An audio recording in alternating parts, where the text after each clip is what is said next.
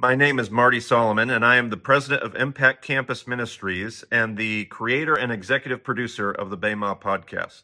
We are, for our verse of the day, in the middle of a series on the great I am statements, and our next I am statement comes out of John chapter 15. I'm going to be reading verses 4 and 5 out of the NIV translation.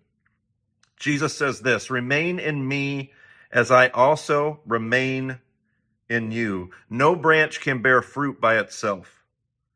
It must remain in the vine.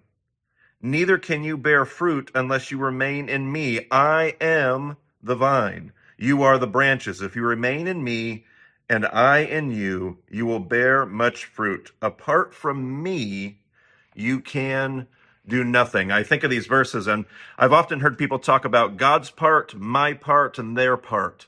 And when I think of these verses, I think particularly about those first two, God's part and my part.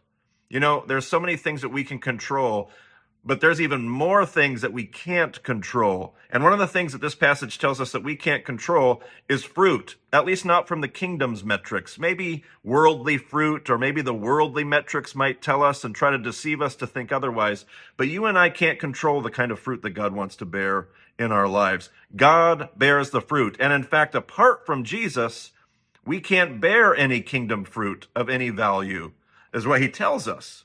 And so I think the call that I think of today, as I think and reflect on these verses, is that we might go and focus on the one thing that we can control, remaining in the vine, abiding in Jesus. Would you go today? Would you focus on today or tomorrow morning? Will you create some space for God, and he'll fill it and he'll bear the fruit?